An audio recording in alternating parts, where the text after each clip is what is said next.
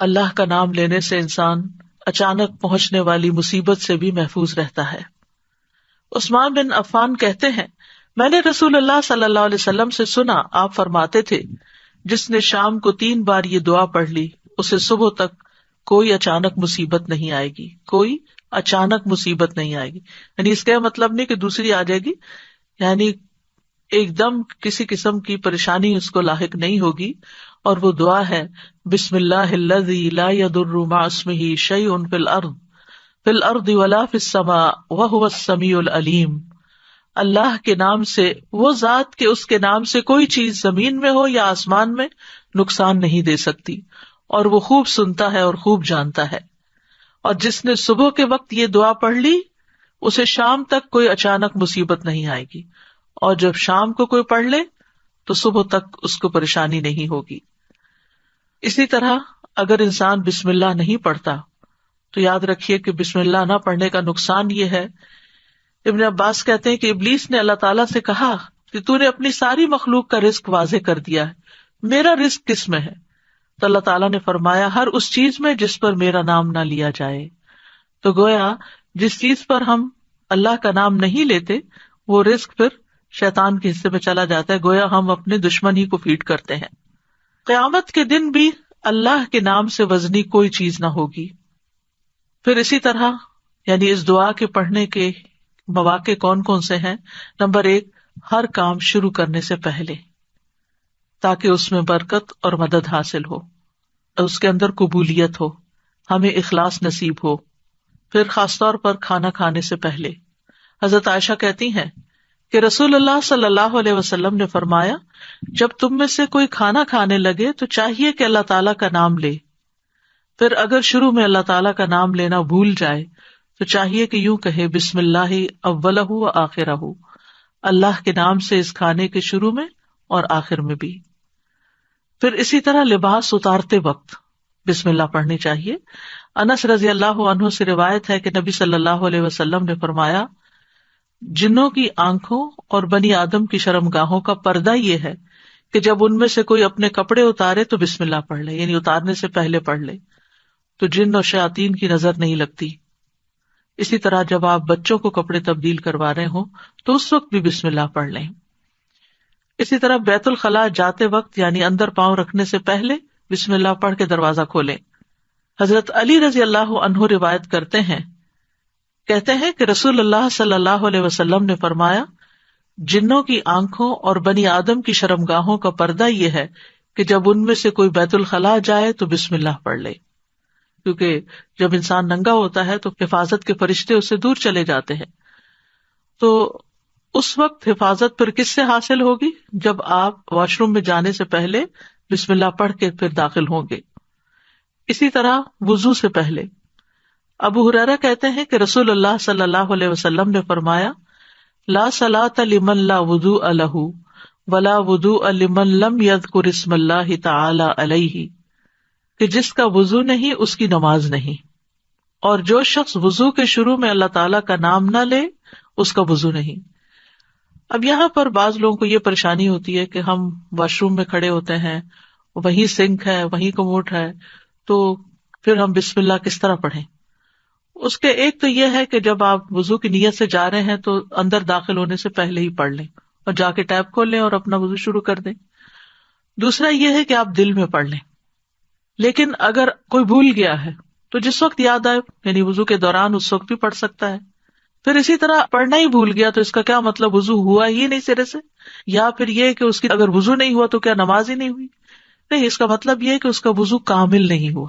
یہاں علماء نے اس کا مطلب یہ کیا ہے کہ اس کے وضو میں نقص رہ گیا، وضو ہو جائے گا، نماز ہو جائے گی، لیکن وہ جو برکت حاصل ہونی تھی یا زیادہ ثواب ملنا تھا اس سے انسان محروم ہو جاتا ہے۔ پھر اسی طرح یہ ہے کہ قرآن مجید کی قرأت سے پہلے بسم اللہ پڑھنی چاہیے۔ قتادہ سے روایت ہے، وہ کہتے ہیں کہ انس رضی اللہ عنہ سے سوال کیا گیا کہ نبی صلی اللہ علیہ وسلم کی قرأت کیسی تھی، تو انہوں نے بیان کیا کہ آپ صلی اللہ علیہ وسلم کھینچ کر پڑھتے تھے۔ پھر آپ نے بسم اللہ الرحمن الرحیم کو پڑھا، یعنی بسم اللہ الرحمن الرحیم، یعنی مد کے ساتھ پڑھتے تھے، الرحمن کو اور رحیم کو بھی کھینچ کر تلاوت کرتے تھے. پھر اسی طرح کھانا کھانے سے پہلے بھی عمر بن ابی سلمہ رضی اللہ عنہ کہتے ہیں میں بچہ تھا اور رسول اللہ صلی اللہ علیہ وسلم کی پرورش میں تھا. عمر بن ابی سلمہ جو ہے یہ ابو سلمہ رضی اللہ عنہ کے بیٹے ہیں, ام سلمہ کے بھی بیٹے ہیں. ام سلمہ کی جب شادی ہوئی تو یہ نبی صلی اللہ علیہ وسلم کے گھر میں بچے آ گئے, یعنی آپ کے ربیب تھے اور آپ کی پرورش میں تھے. تو وہ کہتے ہیں کہ کھانا کھاتے وقت میرا ہاتھ برتن میں چاروں طرف گھوما کرتا جیسے بچے عام طور پر کرتے ہیں.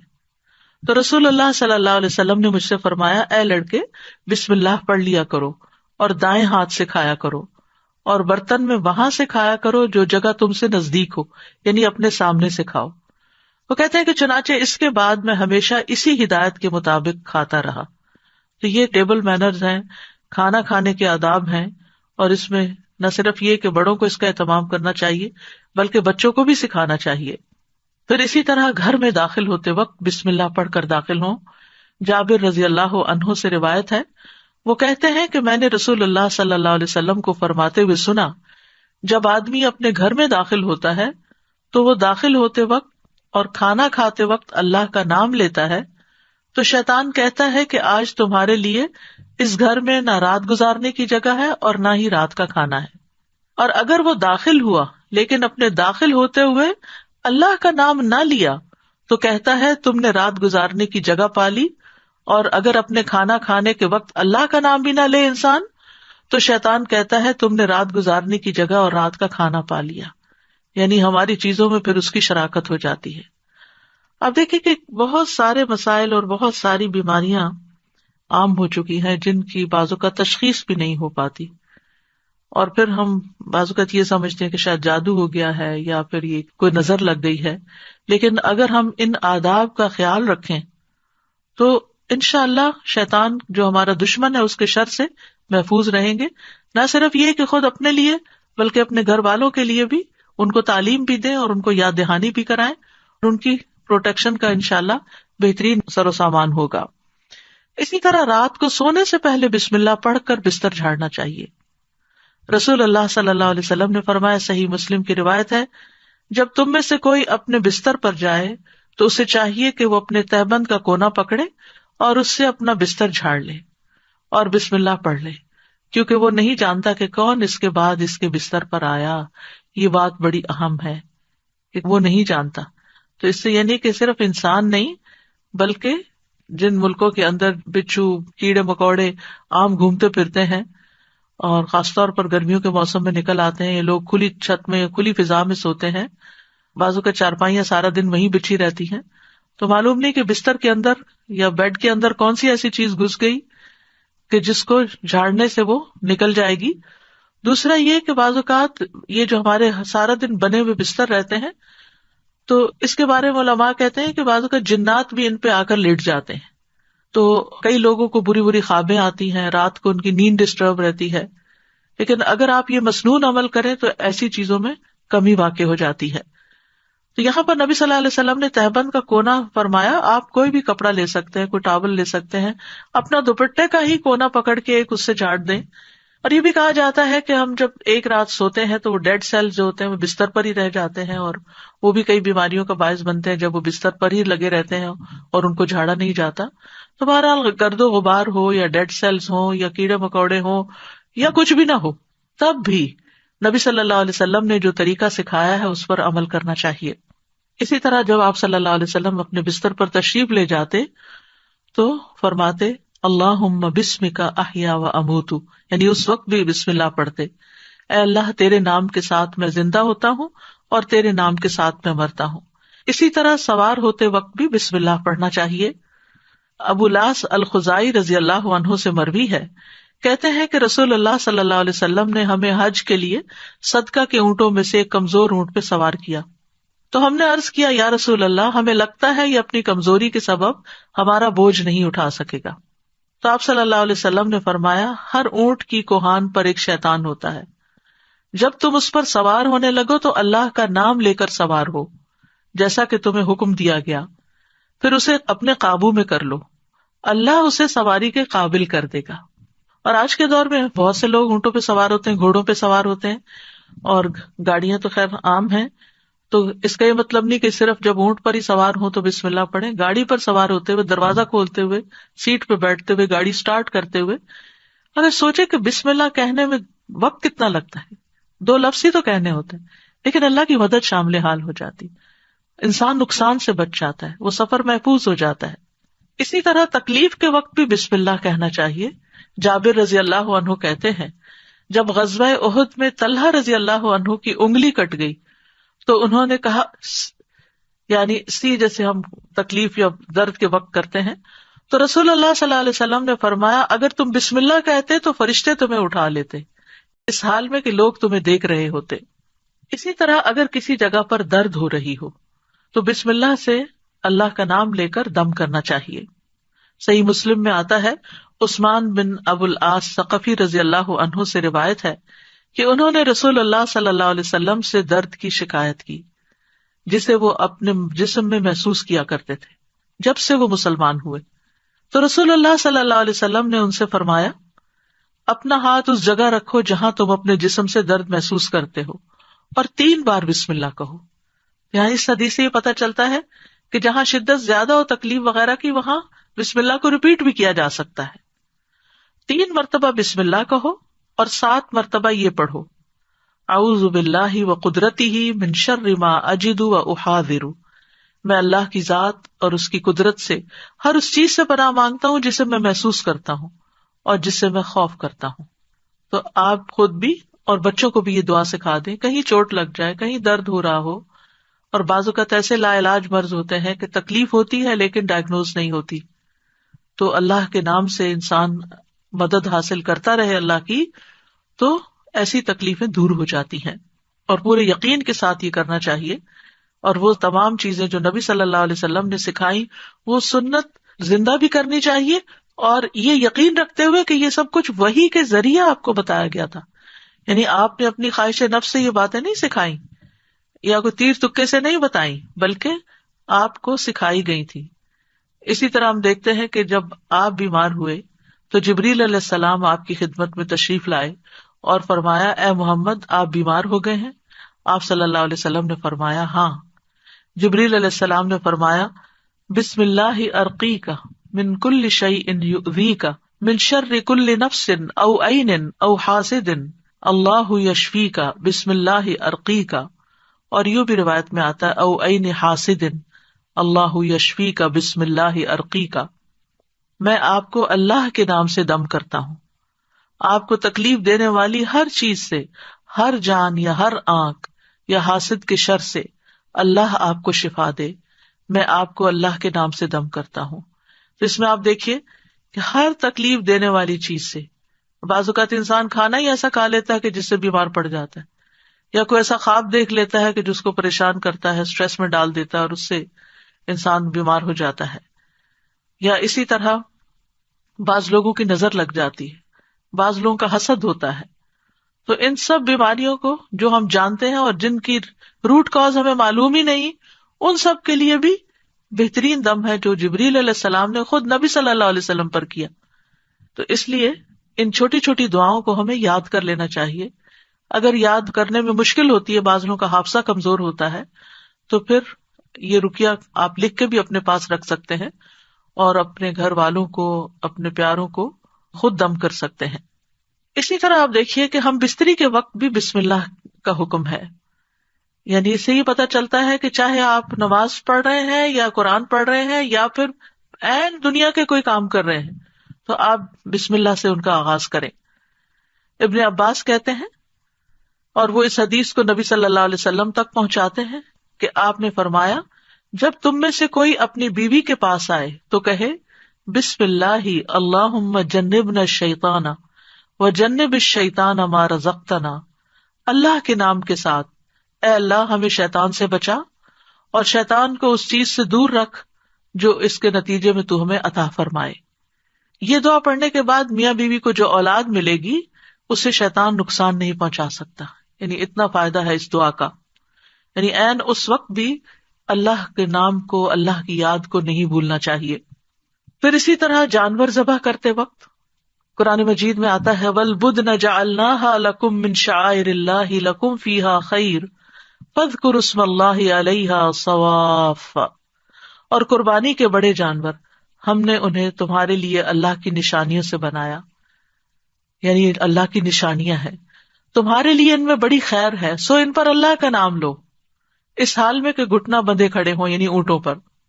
اس کا مطلب نہیں کہ صرف اونٹوں پر، بلکہ آپ صلی اللہ علیہ وسلم نے ایک مرتبہ سینگوں والے مینڈوں کی قربانی دی تو آپ اپنے ہاتھ سے انہیں ذبح کر رہے تھے، اور حضرت انس کہتے ہیں کہ میں نے دیکھا آپ نے ان کے رخسار پر قدم رکھا ہوا تھا، آپ نے بسم اللہ پڑھی اور تکبیر کہی، بسم اللہ اللہ اکبر۔ اسی طرح خط کے آغاز میں میت کو دفناتے وقت ابن عمر رضی اللہ عنہ سے مروی ہے کہ نبی صلی اللہ علیہ وسلم جب میت کو قبر میں اتارتے تو فرماتے بسم اللہ وعلی سنت رسول اللہ، اللہ کے نام سے اور رسول اللہ صلی اللہ علیہ وسلم کے طریقے پر۔ گویا آغاز بھی اللہ کے نام سے اور زندگی کا آخری مرحلہ بھی اللہ کے نام سے۔ تو کرنے کے کام یہ ہیں کہ ہر کام شروع کرنے سے پہلے اللہ کا نام لیں، تاکہ آغاز اچھا ہو تو انجام بھی اچھا ہو۔ شروع میں لینا بھول جائیں تو جب یاد آئے تو بسم اللہ پڑھ لیں۔ مثلاً بعض اوقات ہم بہت مصروف ہوتے ہیں یا بہت شدید بھوک لگی ہوتی ہے تو ایک دم ہم کھانے پہ جیسے ٹوٹ پڑتے ہیں اور بسم اللہ نہیں پڑھتے، حالانکہ جب کھانا لگ جاتا ہے تو گھر کا بڑا جو ہے وہ کہتا ہے بسم اللہ، یعنی شروع کیجیے۔ تو یہ جو لفظ بسم اللہ ہے، بسم اللہ الرحمن الرحیم، اس میں صرف یعنی کہ یہ جار مجرور ہے، اور اس میں یا تو فعل محذوف ہے یا پھر اسم محذوف ہے۔ محذوف کا مطلب ہے کہ وہ حذف کیا گیا ہے، موجود نہیں۔ کیوں؟ اس لیے کہ وہ انڈرسٹوڈ ہے کہ جب ہم کوئی کام کریں گے تو ہماری نیت میں وہ چیز ہوگی کہ اللہ کے نام سے میں پانی پیتا ہوں، اللہ کے نام سے میں کھانا کھاتا ہوں، اللہ کے نام سے میں سونے لگا ہوں، اللہ کے نام سے میں گھر سے نکلنے لگا ہوں۔ تو ہمیں اپنی ساری زندگی کا جائزہ لینا ہے کہ ہم کہاں کہاں بسم اللہ پڑھتے ہیں۔ آپ دیکھیے کہ اسلامک کلچر میں تو ہر موقع پر، یعنی جب کوئی کام نہیں کہا جاتا، آپ کے بھی دل میں ہوتا ہے دوسرے کے بھی، تو آپ صرف بسم اللہ کہہ کے اس کو سمجھا دیتے۔ مثلا آپ کے گھر کی بیل بجتی، آپ دروازہ کھولتے ہیں، آپ کا کوئی دوست کھڑا ہوتا ہے تو آپ کہتے ہیں بسم اللہ۔ آپ یہ نہیں کہتے اندر داخل ہو جاؤ، یہ نہیں بولتے، آپ کہتے بسم اللہ۔ آپ اس کو بٹھاتے ہیں، وہ آپ کے لیے کوئی گفٹ لایا ہوتا ہے تو آپ کو کہتے ہیں بسم اللہ، یہ آپ کے لیے ہے، یعنی پورا جملہ بھی نہیں بولتے، صرف بسم اللہ۔ پھر اسے آپ اس کو کھانے پہ بٹھاتے ہیں، کھانا پیش کرتے ہیں تو کہتے ہیں بسم اللہ۔ ہاتھ دھلانے کے لیے جاتے ہیں تو کہتے ہیں بسم اللہ۔ یعنی بسم اللہ ایسے لفظ ہیں کہ جو ہماری ساری ما فی الضمیر کو بیان کر دیتے ہیں، اور کہنے والا بھی جانتا ہے کہ وہ اللہ کا نام کیوں لے رہا ہے، اور سننے والا بھی سن رہا ہوتا ہے کہ اللہ کا نام کیوں لیا جا رہا ہے یہاں۔ تو اس لیے ہر کام شروع کرنے سے پہلے اس میں ایکشن جو ہے وہ ہڈن ہے، وہ دل میں ہے آپ کے، لیکن بس اللہ کا نام لینا برکت کا باعث ہوگا۔ تو اللہ کے نام کی برکتیں حاصل کریں، حسرتوں سے بچیں۔ یعنی آپ بیٹھنے لگے ہیں کہیں تو بسم اللہ پڑھ کے بیٹھ جائیں، وہاں سے اٹھنے لگے ہیں تو بسم اللہ پڑھ لیں، اپنی یہ عادت بنا لیں۔ اور بچوں کے سامنے ذرا اونچی آواز سے بسم اللہ کہیں تاکہ وہ سنیں اور بار بار سنتے رہیں۔ مجھے یاد ہے بچپن میں جب کوئی بچہ گر جاتا تھا تو ہماری پھوپھی ہمارے ساتھ رہتی تھی، تو اس وقت بھی بسم اللہ پڑھتی، پھر اٹھاتے ہوئے، پھر اس چوٹ کو سہلاتے ہوئے، یعنی ہر دوسرے کام میں بسم اللہ بسم اللہ۔ بچوں کو دودھ پلاتے ہوئے، بچوں کو اٹھاتے ہوئے، ان کو چینج کرتے ہوئے، تو یعنی بسم اللہ ہماری گھٹی میں پڑ جانی چاہیے کہ ہم کوئی کام اللہ کی یاد کے بغیر نہ کریں۔ جس سے انسان کو محبت ہوتی ہے وہ اس کے دل میں رہتا ہے اور اس کو ہمیشہ وہ یاد کرتا رہتا ہے۔